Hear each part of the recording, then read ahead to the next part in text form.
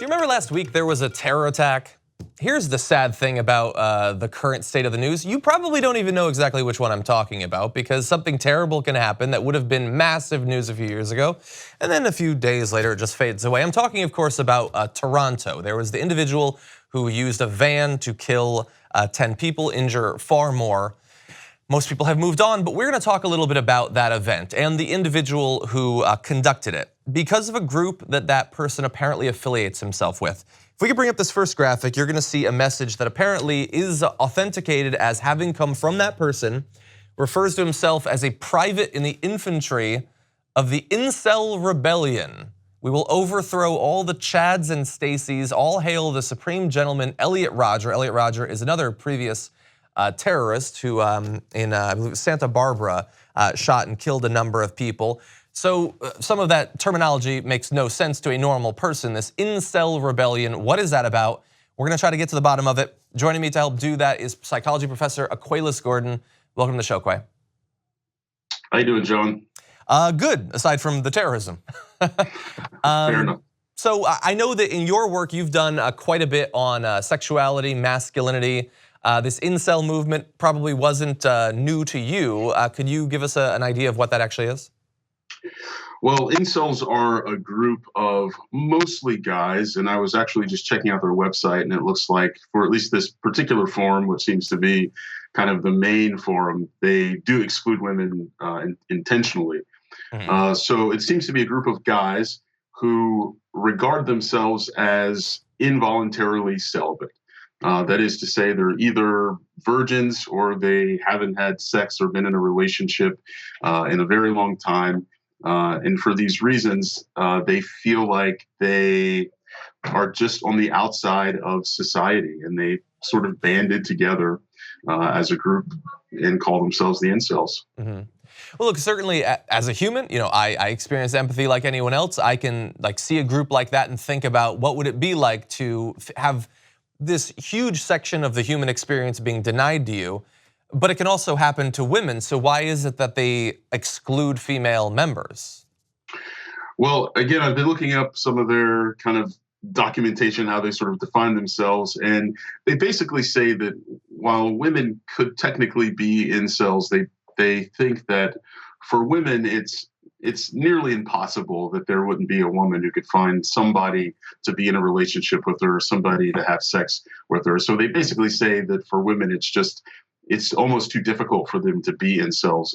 Similarly, for instance, they're pretty skeptical that a gay man could be an incel for those same reasons, that it's that sex may be easier to access in those reasons for those men, and so that they couldn't really qualify as incels, that maybe they're just faking it, or maybe they just have low self-esteem. But incels particularly regard themselves as being the type of person that's just so unattractive or has such extreme mental health issues that they could never be in a relationship, or nobody would ever find them attractive enough to have sex with them. It certainly seems like an odd hypocrisy that these people feel like they've been sort of left behind and few people could understand them. And then someone else comes to them and they say, you're just not trying hard enough. That seems odd to me. But the reason that I'm interested in this is that this isn't simply a support group. There have been other instances in which this has turned to violence. And in the wake of this particular attack, some of the largest incel forums had a number of extremely positive messages about what happened. So how exactly, how much of a connection is there, and how do you move from involuntary celibacy to believing that women then should be hunted down and killed? Sure, I believe there's a bit of groupthink going on, and group polarization, which is just this idea that once you get in a group of relatively like-minded people, that those views tend to intensify. And so what you see with a lot of the incels, and I spent some time looking through their forum last night, or the one that I found. I think they've been banned on Reddit and some other places, but they do have just kind of a website forum that they seem to accumulate on. And just some of the posts that I saw there, it's really self-deprecating to themselves, to each other. And so they really kind of get into almost this competitive mode of who's more unattractive, who's least likely to be in a relationship. Rate me. Is it? They have this kind of term. It's over. This I'm so ugly. It's over. These types of things. And so I really just think that some of this kind of stews and some of the posts that you also see. Really reflects some hatred, I guess I would say, or some animosity towards what they call Chads and Stacys, right? Good-looking men and good-looking women, by their opinion. Even to the point that I saw some pretty blatant posts that discussed catfishing, right? Guys pretending to be somebody else, pretending to be a different guy, getting a woman to try to come visit them, and then leaving them stranded at the airport. These types of things. So that's not quite violence, right? But it is kind of antisocial behavior to the degree that you could see that escalating towards violence. And so they also, you see some, this is almost not exactly what it is, but it's kind of the reverse of it, is that you see some conversation about not inflicting violence on other people. And I almost view that as there is this undercurrent that is a possibility, or that's something that some people are doing or have thought about doing. And so the fact that there's even this discussion about shouldn't we, hurt people that we see in public that we view as attractive, and we think it's unfair that we're not allowed to play that game, as they would put it. Yeah, I mean, certainly, like, the violence is one thing, but even talking about the possibility, I think, is going to worry a lot of people when some of these communities have tens of thousands of people involved in them. We have like less than a minute in this last block, but I am interested, how do you see the incels in relation to other sort of men's support groups online, like men's rights groups, men going their own way, the red pills and things like that?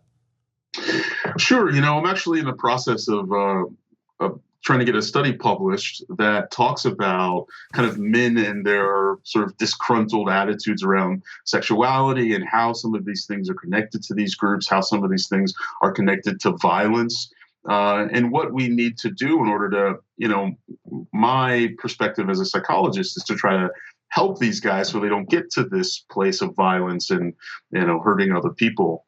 And so I do see these things connected in terms of these guys just maybe being sort of discouraged or confused about the current cultural moment that we seem to be in terms of a cultural shift with regard to gender and sexuality. So Quay, you were talking about a project you're working on. You've dealt with a lot of men, either in this sort of group or sort of related. Aside from just leaving them out there to possibly join groups like this, where some of them might radicalize and might even become violent, what is a more productive thing that we can give to these people or provide for them?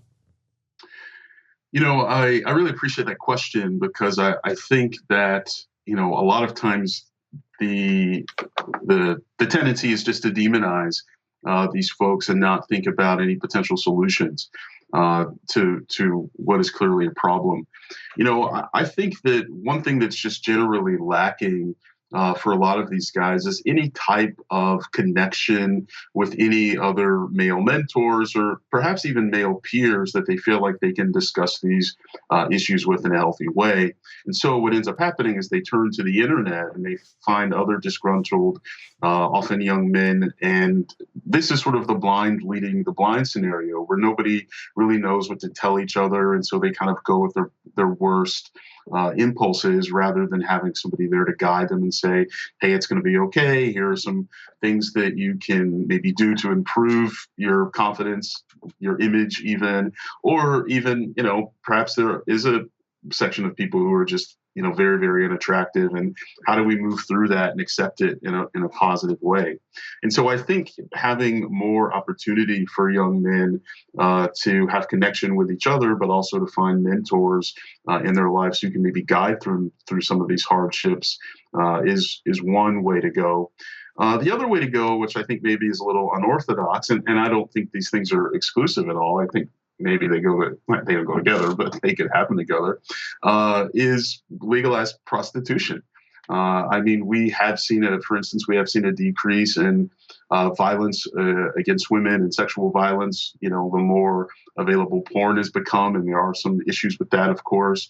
But if this really is just about having sex, if this really is just about some frustration in that regard, I mean, making sex, available to them in a safe way that is also safe for the woman, if that's the case, then I think that is also an option. So I think, just a very practical solution there. But I think also, in terms of the mental health piece of this, the fact that they are tending or turning towards violence, and really, even the guys who aren't turning towards violence have very low self-esteem, show depression and anxiety symptoms just in reading some of their posts. Not a diagnosis, but just looking at the symptomology there.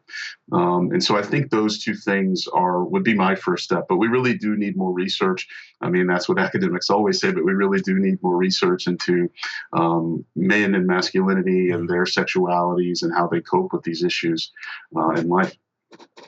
So yeah, the first thing that I think of is the possibility of some sort of legalized prostitution. But I am curious, to what extent, like they talk about this in the terminology of sex. Sex is what's being denied to me.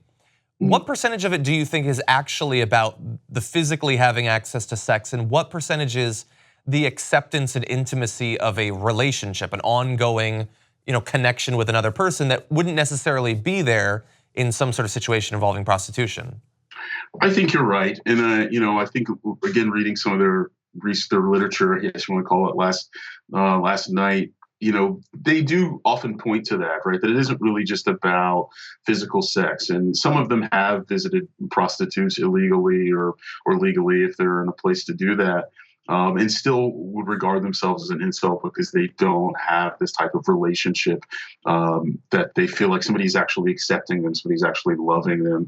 So it is a bigger piece of that. And it's not the same thing, and I don't want to get these wires crossed, but some of that I think could be curbed by a good peer relationship or a good mentor relationship. Not that sexual aspect, of course, but just the aspect of feeling like there's a connection and somebody cares about you and that you are loved.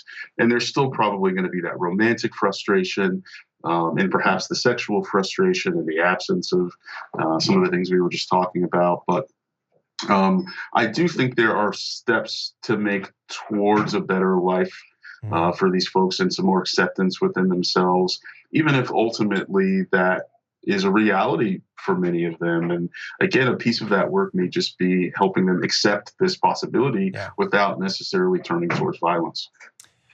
Okay, well, I think that we're moving in a productive direction. Hopefully we can talk about this more in the future. Thank you for joining us, Quay. Always good to have you on.